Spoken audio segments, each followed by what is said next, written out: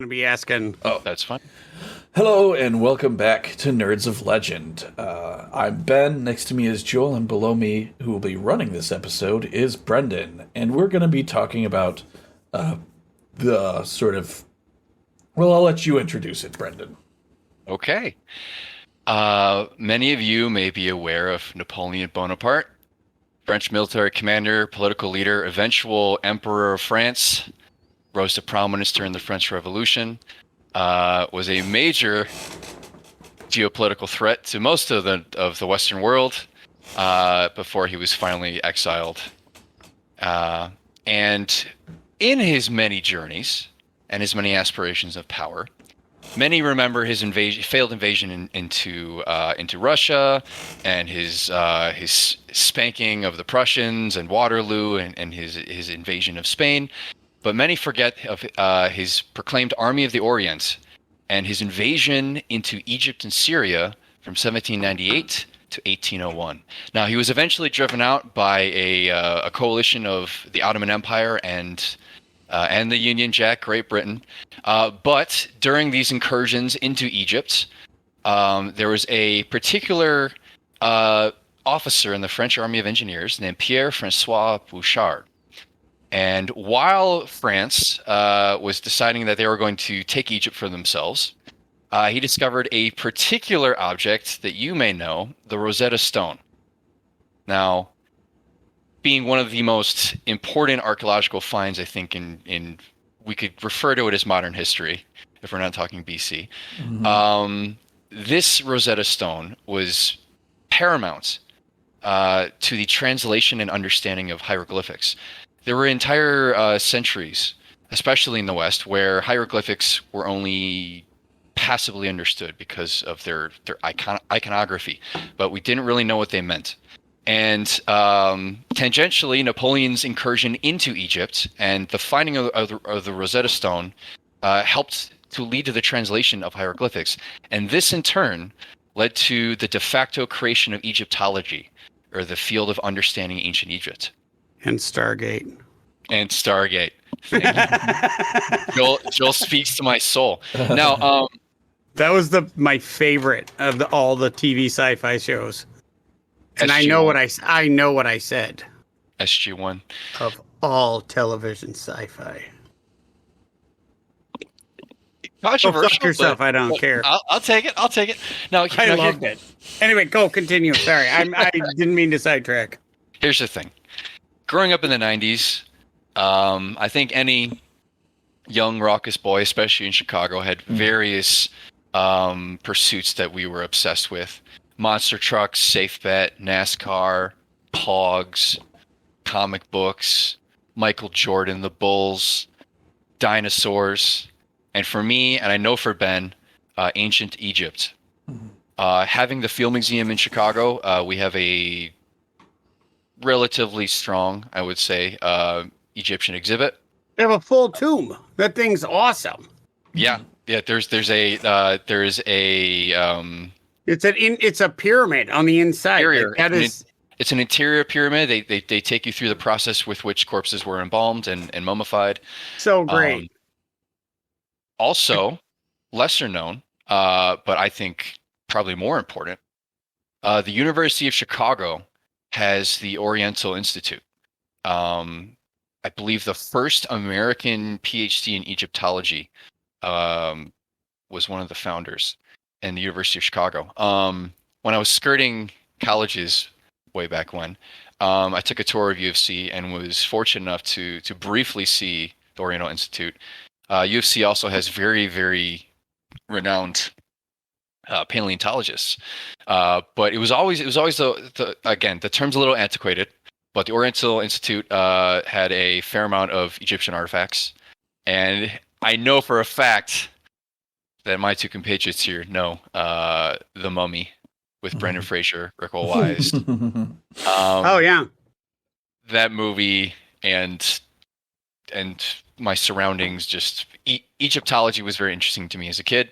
Tangentially, there's also a DreamWorks movie, I believe, about Moses trying to lead his people out of Egypt. That was really Well, big. there's Prince of Egypt, and then there was Prince of like Egypt, Moses, yeah. or then there was 10 Commandments. If you're Not to mention, Charles for those of us, yeah, for those of us raised in very, very religious homes, the Ten Commandments was, which I don't know why, was a part of the the Easter tradition. Like, you know, every year when they only had the broadcast television, I have no idea why, but they would always broadcast the Ten Commandments on Easter, on the week of Easter. Now, comparatively, that has nothing to do with anything, but you know, they did it. That's the you've got American Passover going on at the same time. Yeah, but America's pretty adept at bastardizing other cultures, I would say. America's pretty adept at just being like, "What is that stuff?" Perfect. Yeah. Now they got nothing on the crucified Santa Claus for Christmas in Japanese storefronts like that. That's true. That's my favorite. Our fandom of Egypt in general is minuscule in comparison to the craze of the Victorian period that was predicated by Napoleon's incursion, known simply as Egyptomania. A general term for the renewed interest. My new favorite word. Yeah, right. The culture of ancient Egypt, sparked by Napoleon's Egyptian campaign in the turn of the 18th century. Napoleon was accompanied by scientists, scholars, the Army Corps of Engineers that he had did the excavating. And after Champollion found, I'm probably butchering that name, found the Rosetta Stone, and Egyptology was able to exist because of the translations. It manifested through all facets of European culture, art, even religion, even the occult. There was a growth of the occult during the Victorian period. Correct me if I'm wrong. Was there like any interest in like ancient Egypt prior to like this? Because other than that, there's like pyramids and stuff, but like I think from what I understand, and now again, this is Brendan showing he knows more, but we didn't really know how to translate. I think a lot of it was just guesswork. And so we didn't really know anything about it. We knew they were there. We knew they had some interesting things, but we didn't know exactly what it was because we didn't have that link. I believe the Rosetta Stone was like, it showed links from like Greek to Hebrew to Egyptian. And that's how we were able to translate. Yeah. But one thing was Easter, you're talking about the King Tut and the Howard Carter, the guy who discovered the tomb. Mm-hmm. You're talking about Egyptomania, and I never heard the term. So now, of course, like while you're talking, I'm Googling and looking at it. And a green dress taken after one of the outfits in King Tut's tomb won a Paris couture fashion show at the design house Colette Seurs in 1925. And I just thought that was kind of neat. Like you're saying it, like it had sunk so far into like they're redesigning fashion to go after the stuff that they found in the tomb. You see, you see in general in Europe, the rediscovery of the self-exiled Japan, Japanese, the style of emulating the Orient as they refer to it. It's so alien. It was huge in France. You think of Ripley. Ripley's Believe It or Not, he was obsessed with the East. More from an ethnocentric view, he sort of always considered it exotic, wasn't necessarily trying to understand it. But there was an interest there. Gilbert and Sullivan, Madame Butterfly, you see this obsession with the East in general in Europe during the advent of coal and the Industrial Revolution and all this stuff as the British Empire sort of reaches its apex with Queen Victoria, these imports come in right from the East and having driven out the French from Egypt, well, guess what? The Ottomans are still there and the Brits are still there, and they just they continued to persist with these studies. What's very interesting is the Egyptian people, this is their past, this is their culture, and it was so pervasive around them that there are cases where they were finding remains exposed to the open air. and there were tombs that weren't necessarily sealed for mummies of lesser social status. Mm-hmm. So as soon as you see the ability of translation, I believe it was Greek hieroglyphic and Demotic scripts on the Rosetta Stone. And I think there was Sumerian on there too, wasn't there? Wasn't it? Let's see. Demotic. I think Rosetta Stone let us like figure out like what the Babylonians were talking about. I think maybe I'm wrong. Let's find out. It's been since high school. It was a lot. So yeah, it's huge. It's 5 languages. Yeah, it was in Egyptian hieroglyphs, Demotic script, and Greek. Okay. Mm-hmm. There's other stuff that let us figure out Sumerian. Never mind. Carry on. However, that's very important because the Western Europe and their idea of imperialism and putting their fingers in everyone else's pies was the advent of explorations and expeditions into Egypt. However, not all of them were for purely scientific pursuits or for archaeological pursuits. It eventually became an industry. As it became a sort of social obsession in the zeitgeist. People started going to Egypt for less than noble reasons. You may have heard, loyal listeners, my previous references to mummy paper. There were so many mummies of varying degrees of social status of the person who used to be alive that existed. That they were being partitioned into pieces for sale as souvenirs. The wrappings were being removed and used as textiles. They had mummy. My favorite one is they'd powder mummy bones in flesh and use it as a aphrodisiac. I love aphrodisiacs. Like some mummy. I swear where people would just get this idea where they're like, they take it and then something will turn them on and they're like, this helps you old guys get your dick hard. Just sprinkle this mummy powder on your dinner and you'll be fine. You'll have a boner because everybody thinks when they think sexy and boned up mummies. Yep. Obviously. Like where did you get Egypt that was idea? Sexy. Mummies were sexy. Egypt is only sexy in stuff like the 10 Commandments, where everybody's got that 1960s sheen going on them, where they didn't bother for historically accurate shit. What's going on? Everybody's got perfect teeth and shaved and groomed perfectly. Yes, Those Egyptians are hot, but I imagine that the Egyptians 3,000 years ago probably not as good looking. Just maybe throwing out that there was probably not generally same levels of hygiene. Perhaps shorter, worse dietary conditions and so on. Now, here's the thing: as wealthy socialites and vacationers were, on holiday, we cannot accentuate the fact that when you think of travel to Egypt from Europe is so much smaller. We in America seem to think it's like a 1-to-1 relationship. Like it's it's less than a day trip. Like you can get there so quick. And so like when you say these people traveling from Europe, it's an influx of people coming in.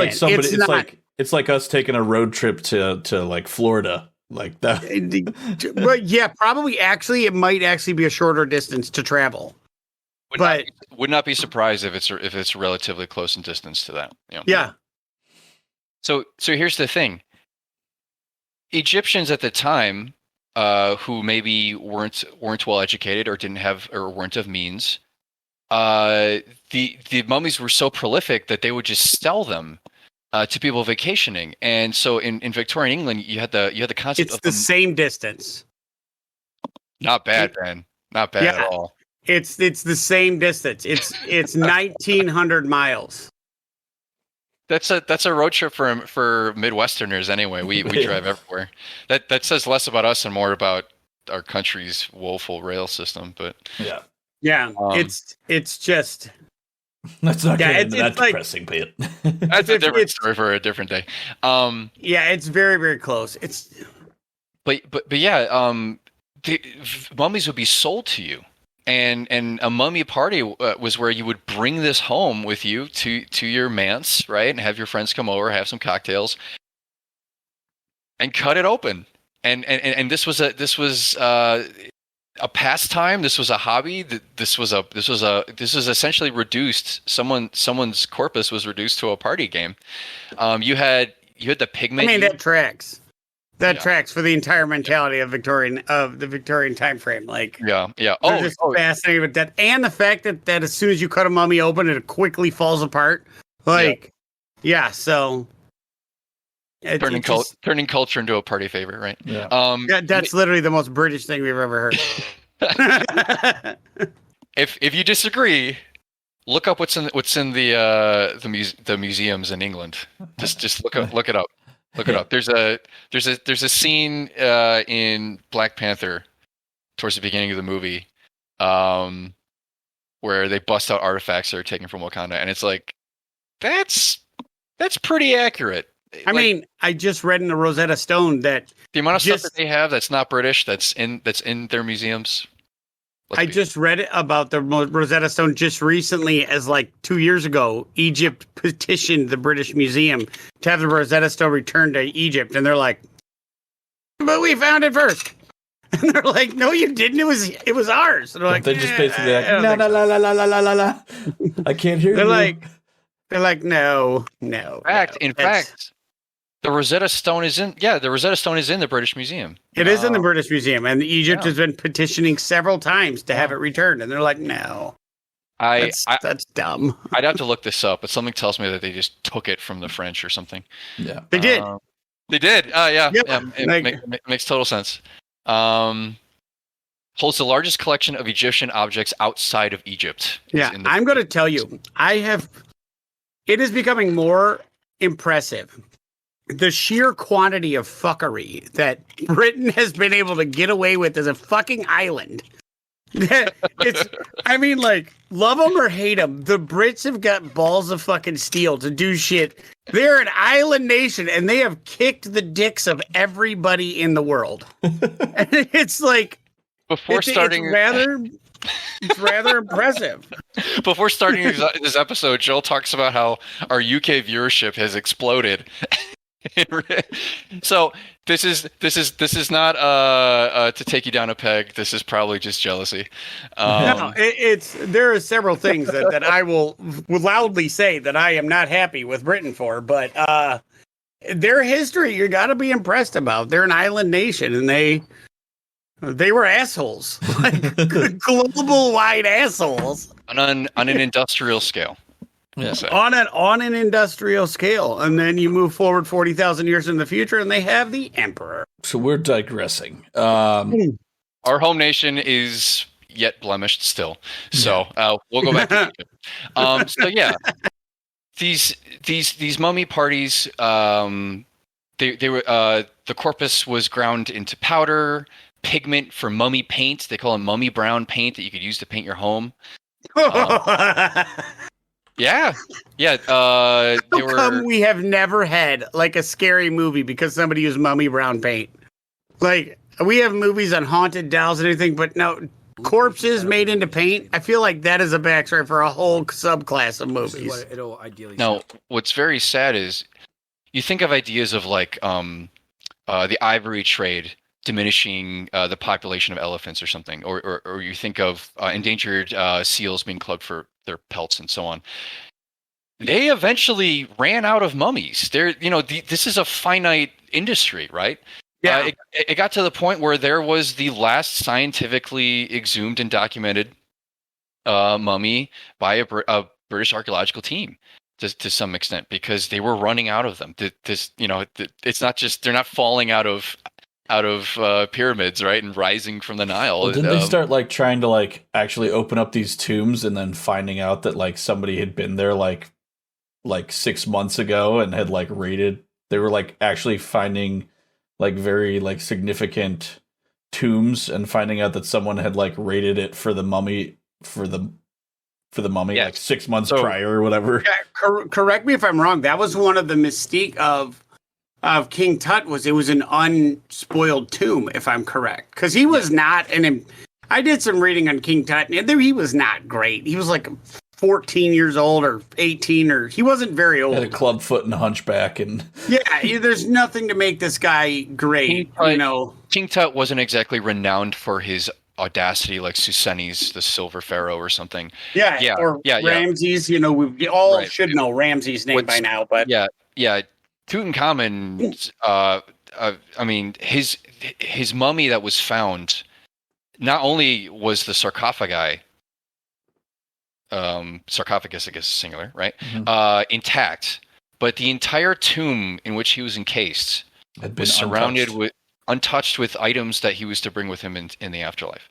Wasn't it like the most pristine tomb that had ever been uncovered. That's because we're still body shaming, and we were still body shaming back then. Be like, this hunchback mummy's not even worth partying because around. By that point, grave robbers had become very prominent, so they actually started hiding these royal tombs in what becomes known as the Valley of the Kings. Yes, grave robbing and going into these pyramids for loot was almost as old as the mummies themselves. This is happening in the contemporary time. I mean, a lot of people forget the Egyptian Empire lasted millennia. Yeah, it was super old. There were ancient Egyptian archaeologists. That's how old the Egyptian Empire was. Is that you go way back to BC, and there are archaeologists in BC whose job it is to record and document their ancient Egypt. That's how prolific, it was. Yeah. And for this find to be that intact, I believe, didn't they find that there was a false tunnel? I had an entire book that had the schematics of the pyramid. Yeah, they had dead men traps and stuff. Like if you tried to dig in and stuff, it had collapsed the tomb or something like that. And what ended up crazy? Happening, I just looked up when it began in the Old Kingdom for the Egyptian Empire was 2689 BC. Yeah. That is, it's funny to sit there and think that is further back than we are forward from BC. That's insane. And it's impressive to think about something going. And what's funny is we forget and think we're so modern, but we are babies. Our modern culture right now it's insignificant compared to what Egypt had. What was it? So old. The time of Cleopatra is I might be the modern. That's the modern. The time of Cleopatra. We are closer to the time of Cleopatra than she is to when the Great Pyramids were built. Yeah. Mm-hmm. We mentioned this last week. I misquoted 2686. I said 2689. I'm sorry. The of all of the wonders of the ancient world, only the pyramids remain. The Hanging Gardens of Babylon are gone. The Colossus of Rhodes fell into the water. The pyramids remain. The ability, they're a hell of a structure. Arguably, they were the most stably built structure. You build the Colossus of Rhodes versus a guy that's a giant statue that's over two islands. yeah. It's not structurally. Yeah. No, it had legs, for God's sakes. The pyramid is a solid base just building on top. I think, isn't it the most stable structure in the world? Come on. Moving it. Yeah. Yeah, right. Yeah. So here's the thing. We're gonna move now to Tutankhamen specifically and his discovery. The thing to remember is Howard Carter found him in 22. So this is Egyptology is a founded science. From the Chicago perspective, the Oriental Institute already exists. There's already holdings in the British Museum for Egyptology and so on by this point. In fact, I believe it was the 1890s when they were starting to basically run out of mummies to sell and to carve up. So the fact, he finds it in the 20s. This is a period where you need to start excavating, to find mummies. By this point, they were going into ruins and finding that the mummies had already been stolen by the locals to sell to people visiting Egypt. All the tombs had already been like raided.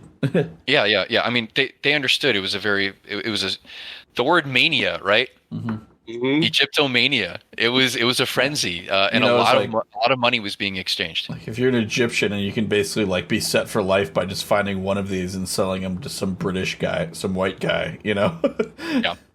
You're like, they're gonna like get as many of those as they can. All right, so he was already operating for the Egyptian Antiquities Service. He was appointed Inspector of Monuments in 1899 in Luxor. This is before the Sykes-Picot Agreement, so most of the Middle East had been partitioned. Can you explain what that is? Yes. So if you know about T.E. Lawrence and Lawrence of Arabia, the Sykes-Picot Agreement was a tacit plan between the British and the French to partition colonies and holdings in the Middle East, in Northern Africa, and so on, along geographical lines after the war. So not to benefit the people of Egypt in any way. Precisely. Okay. This incensed... And the pattern continues. No, this is basically is part of why the Ottoman Empire is kicked off going into World War II.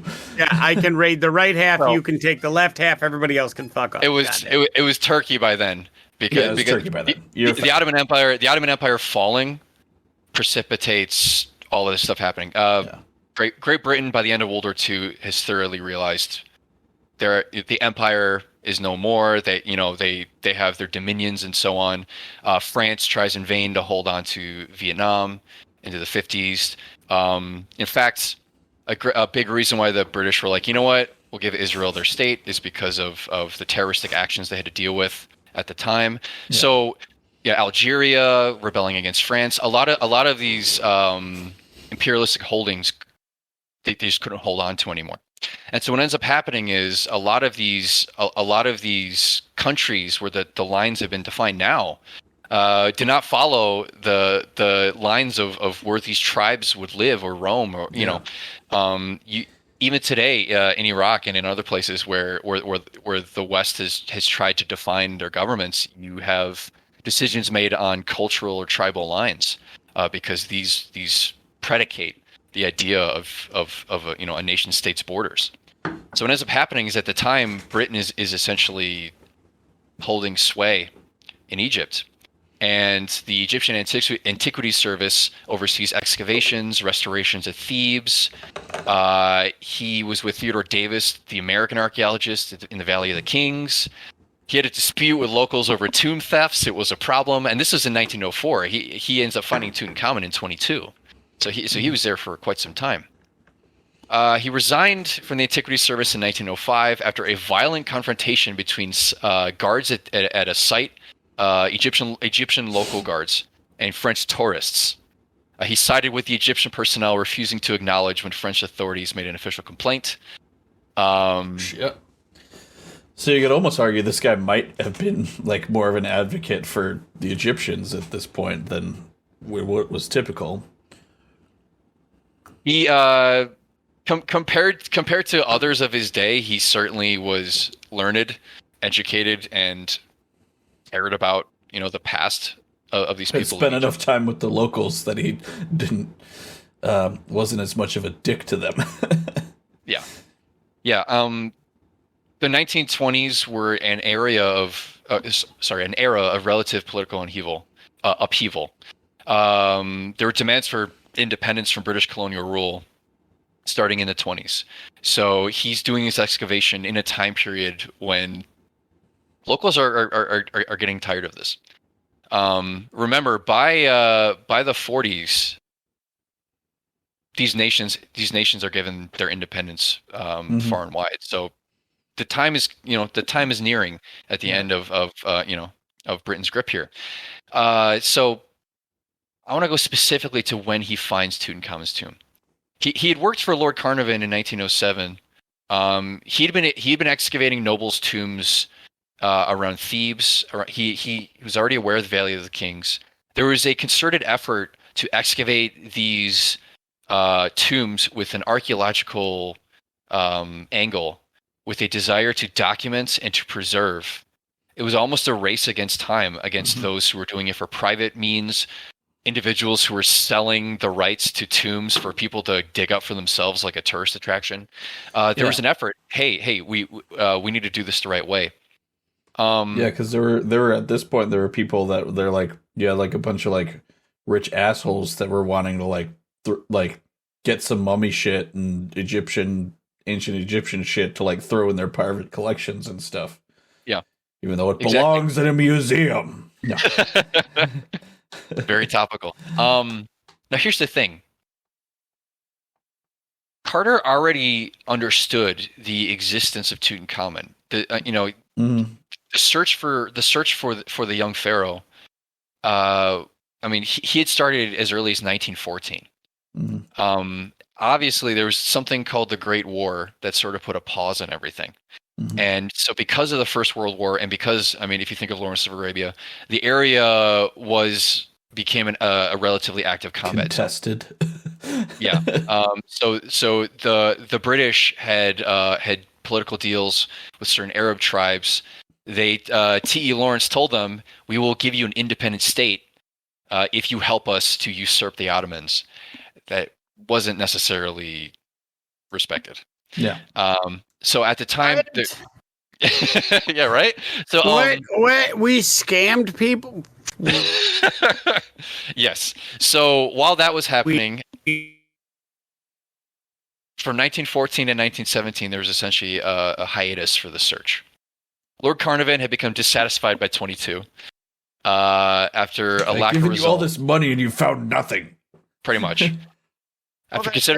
That's what they believed. That is, we seem to think like it seems to be like an American belief or like just a Western belief that when they say that they're all over, that we really think they're like lying on the ground. Like that's how the gold rush came. That's how when people were like getting people to come to America, they're like, "There's diamonds on the shores." Like, yeah.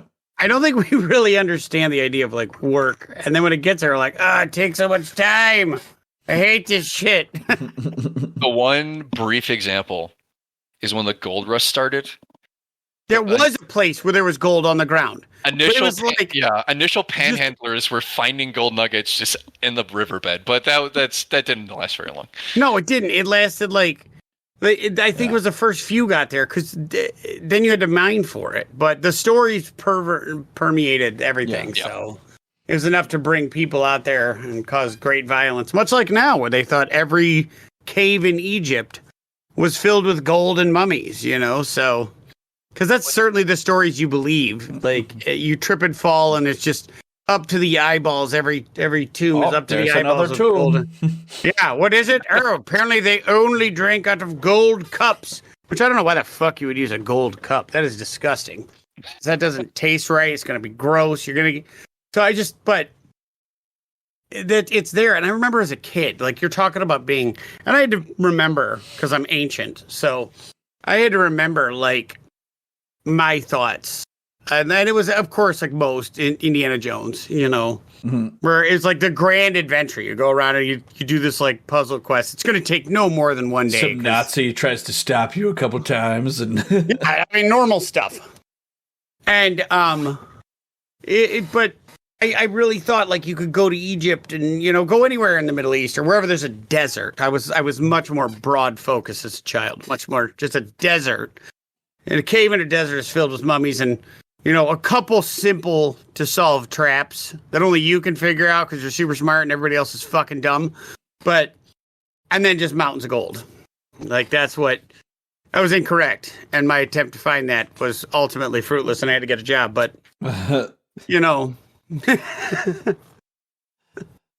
Sorry, that was a digress that meant absolutely nothing. I added no value. I apologize to everyone listening. And it's okay. We've all been there. Yeah. Sorry, I just was sitting there thinking. Like, I remember when I got my journal, and I'm like, I'm going to start investigating and adventuring, and I made it like 3. Like, maybe like a third of a mile from my house. I'm like, I should have found something by now. Like, you're Where's the tombs? Where's the tombs? I'm all the way by Lane's Country Market. What I'm the fuck's supposed to be happening? finding spearheads and arrowheads in every nook and cranny of these empty fields. Right, and not even nary a dinosaur carcass. Like fuck this. Fuck this in this well-tended cornfield I grew up in. I think childlike zeal is actually very topical.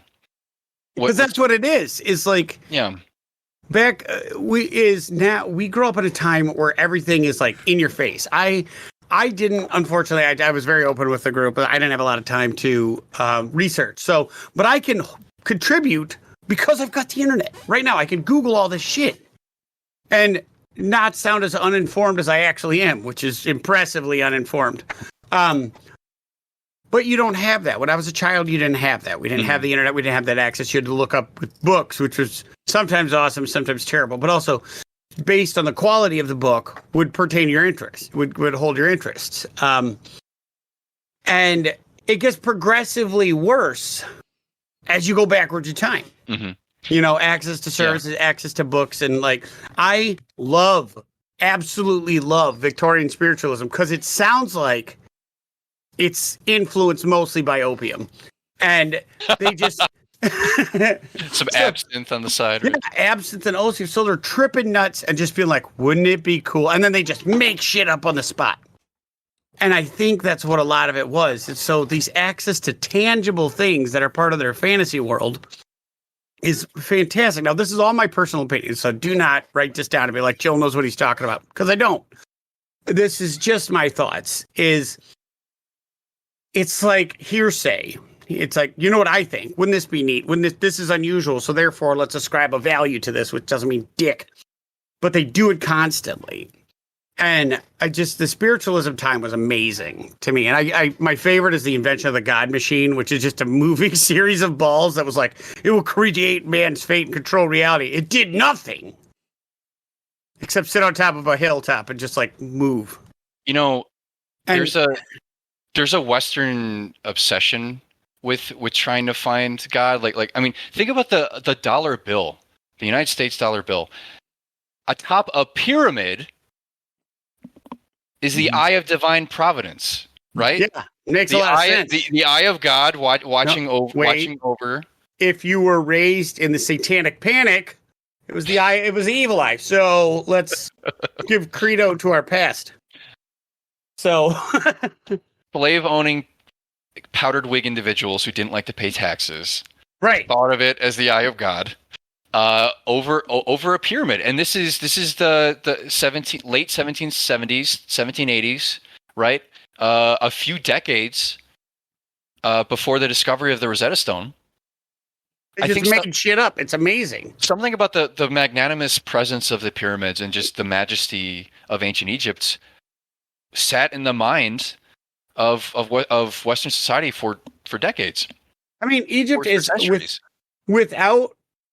I would go so far as to say, without a doubt, was our most successful culture to this day. I mean, yeah, it fell apart, but it lasted almost 5,000 years. That's a long time. I mean, heck, we're talking about it on the podcast. We're talking about it right now. Right. Literally 5,400 years after it was first created. Like, it's insane.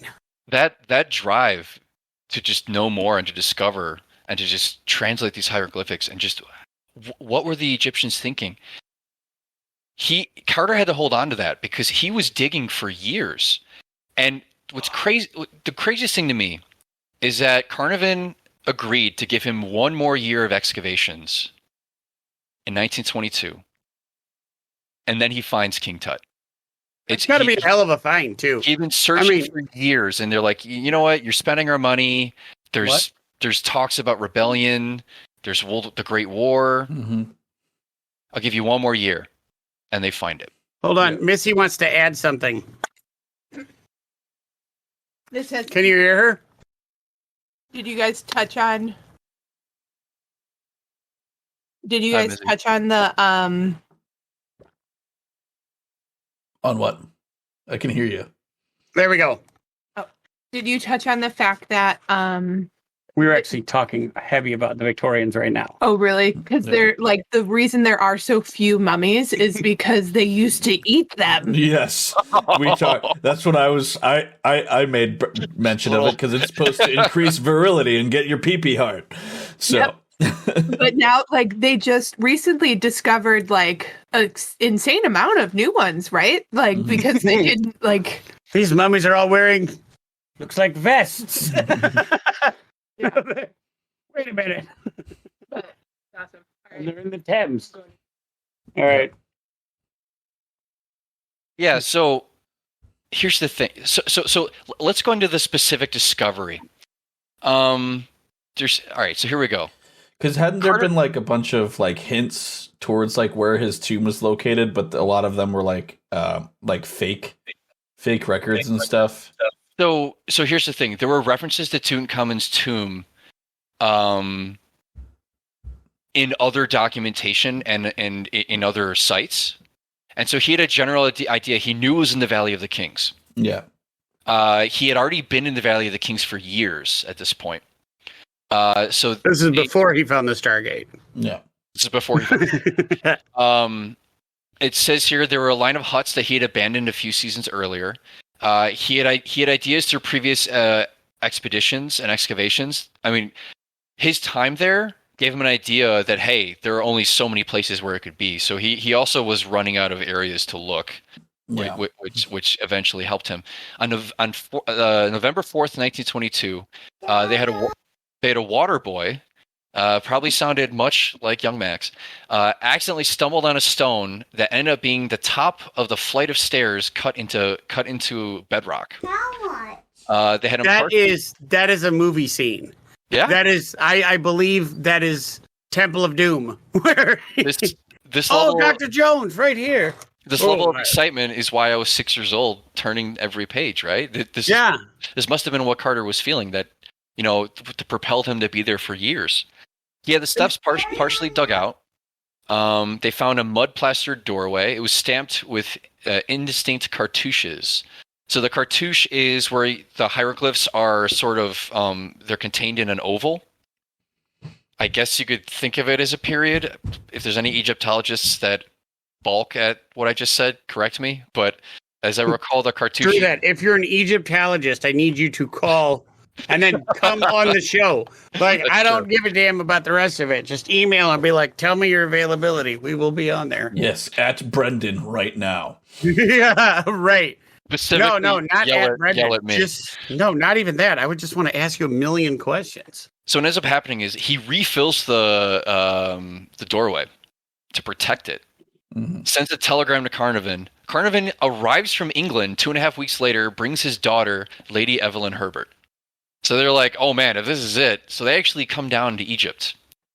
24th November 1922, they clear the stairway and they find a seal containing Tutankhamun's cartouche. So his essentially his royal seal, right? Yeah. On the outer doorway.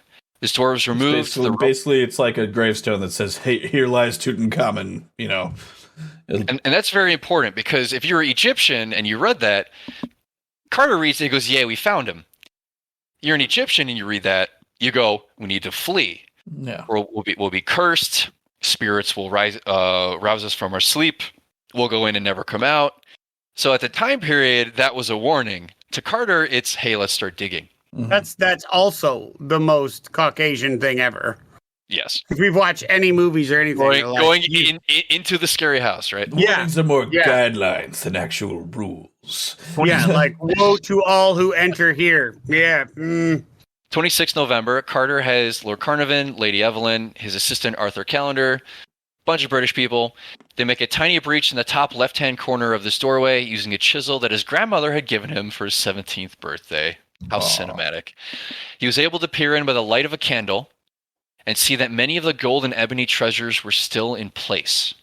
He did not know yet whether it was a tomb or a cache, but it is just a candle, but saw a promising sealed doorway between two sentinel statues. I really wish I could find my book when I was a kid from the 90s. It actually has the entire thing in an isometric diagram. Yeah. It's just a full layout, a 3-dimensional layout of of the pyramid. It's very cool. We have I found a site that's got a list of some of the most well preserved artifacts. There's like the King Tut exhibit. I don't know where it's at now. It kind of travels around there. I saw it when I was in St. Louis, and it was pretty sick. They kind of had it like recreated, like how it looked as you like enter in or whatever. Because I think like one of the first chambers hadn't it been like raided, but then like they didn't get any further than that for whatever reason or something. Am I wrong? I don't know. There was an additional site that was, I believe, that was in the pyramid that had already been looked through. Yeah, and whoever had been there had assumed that was it. Mm-hmm. It's just very fascinating how much was there, considering he only reigned for like 3 years. He was very young. He died at 19. I think he died very young. He did not leave. He did not have children. He did not become an adult. He did have children. He did have children. He had 2. Yes. Oh well, I mean, just as inbred as he was. I guess they had to move. Okay, hold on. They do not have names. They're designated as mummies 317A as 317B, were the infant daughters of the 18th dynasty pharaoh Tutankhamen. Yeah. His mother, I'm gonna fuck his name up. The mother was Ankhesesamun. Mm-hmm. And the babies had deformities, spina bifida and Spraggle's deformity. Well, I think that was like what makes Tut significant was because he was the end of a dynasty, right? Yeah. Like him dying so early was like the end of that line. Well, in addition, he was also like very unhealthy. Well, yeah, because he was very deformed and his family tree resembled more of a bramble patch than an actual tree. Well, it was or a wreath. I believe it was called an obelisk as a family. Yeah. It's Egypt, so let's stick with it. You know, it was a family obelisk. She wants to be part of this as well, so. Yeah. Oh, hi. Look at her. Look at how happy she is being part of it now. So, yeah, it's. I didn't know that either. I thought he had no children, and then I was looking, and he had 2. They were basically like died in infancy, though. They died in birth. No successful children. No born. Successful heirs. Yeah, but they were still mummified. Yeah, they went through the whole process. They were royalty. Yeah. It says 317A is a girl born prematurely at 5 to 6 months gestation.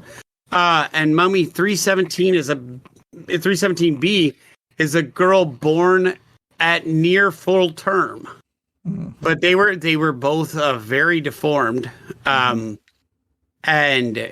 it's none of them. Yeah, you are correct. None of them were born to term. And it looks like the mom didn't make it much past that point in time. So yeah, she probably died in childbirth or close to it.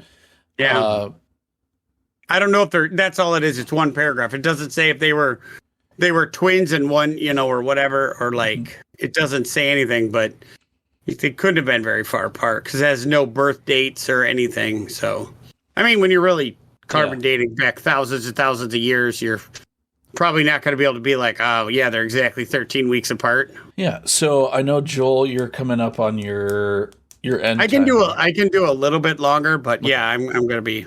So we get to the opening of the tomb where they finally get in there and start. So this is the 24th. By the 27th of November, there's a full inspection of the tomb with an Egyptian official.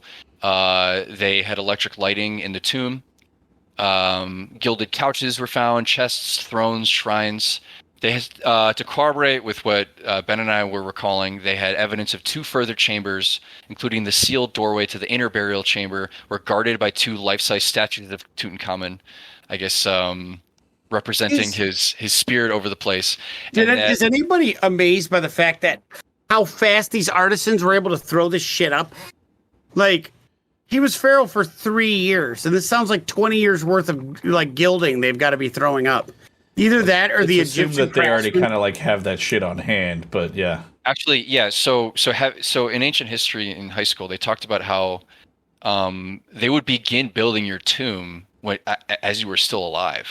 So I knew that, but So it's just the grand. Like, I have not seen anything this grand, like outside of like Tolkien's fantasies. And we probably never will again. And yeah, you can honestly tell. Like Egypt was a huge influence on Tolkien when he wrote. Like when you think about going into Moria.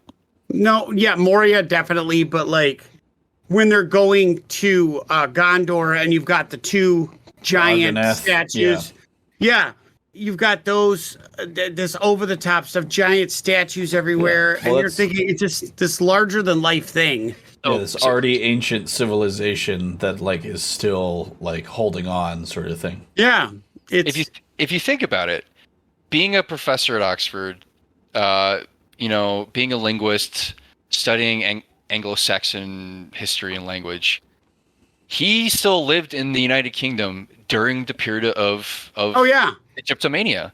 He started writing about that time. Like, absolutely. He was a learned man. He was an educated man. He was an educator. So he would have been steeped in this stuff. He had to have been aware of it. There's no saying to what extent it influenced him, but he had to have been aware of it. Well, you keep bringing up, like, as a youth, like, your favorite is to talk about how it grabbed us as a child. But, like, I feel it's been, like, it doesn't, we like to pretend like these things have a hard start and a hard stop, but they don't. They, like, it's like a bell curve. It raises up. And because I remember there was a ton of stuff where everything happened in ancient Egypt when I was a kid.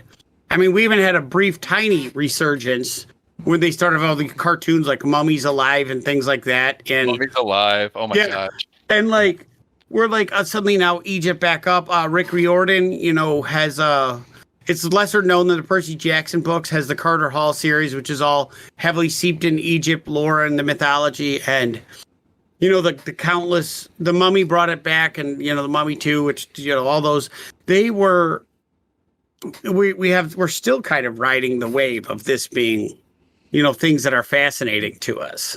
Mm-hmm. I just think it's such an alien world that we don't really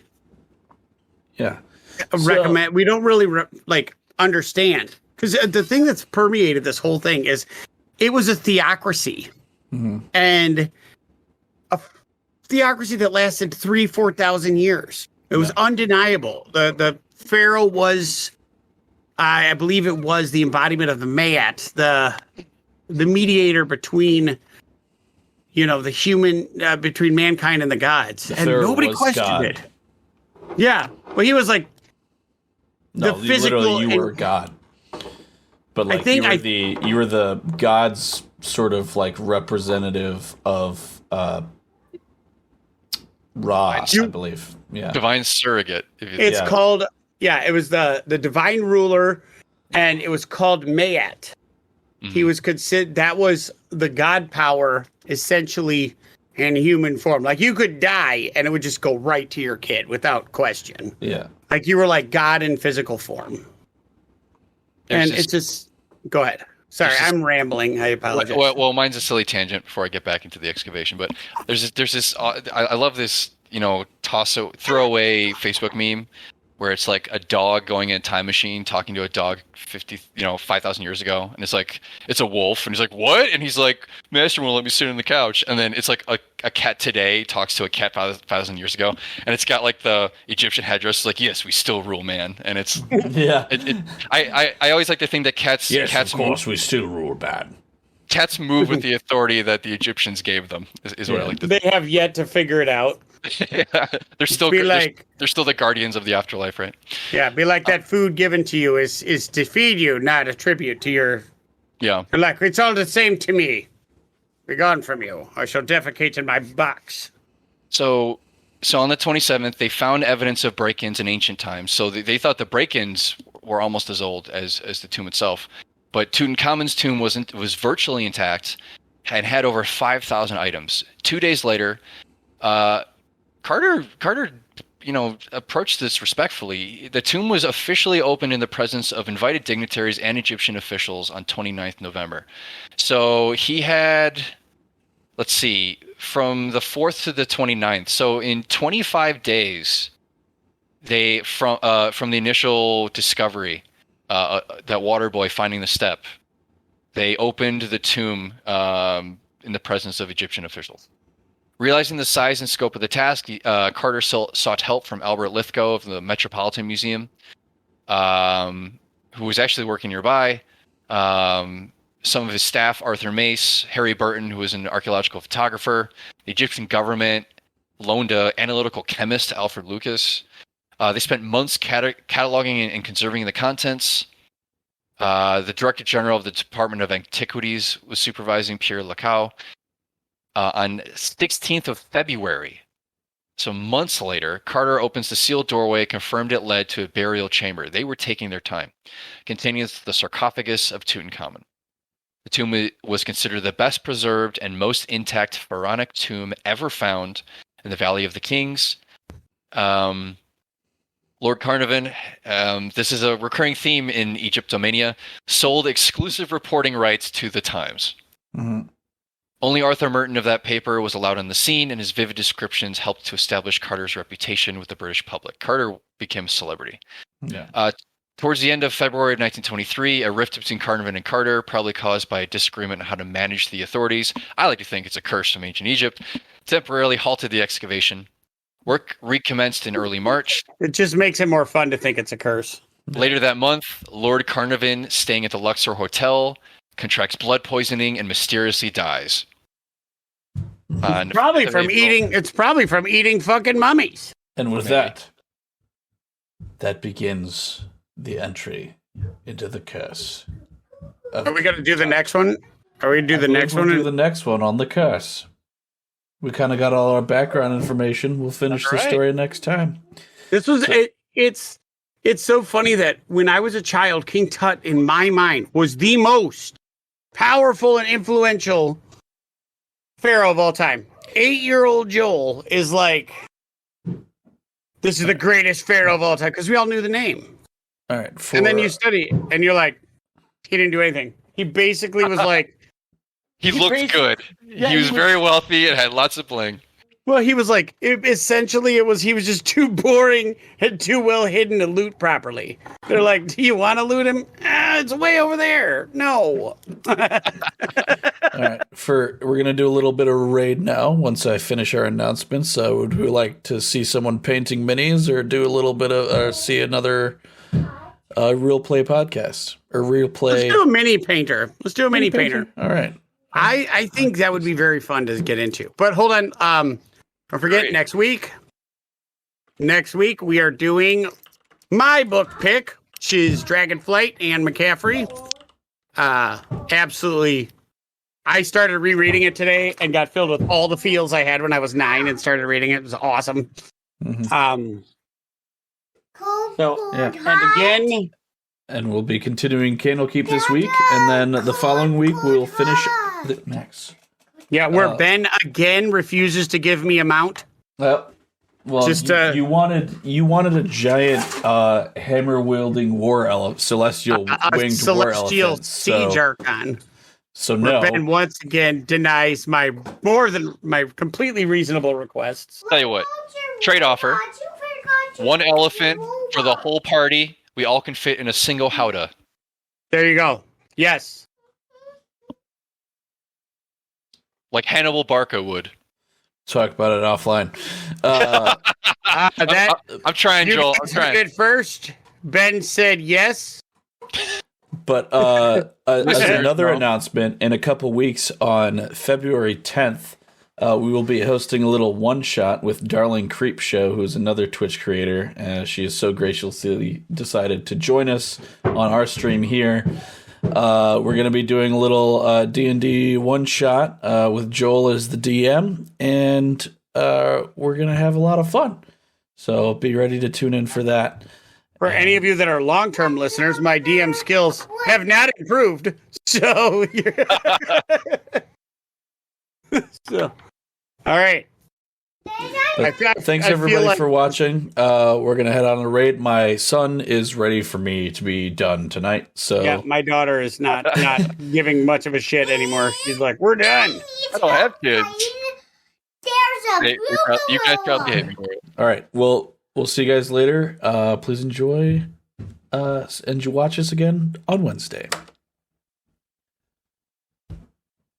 All right.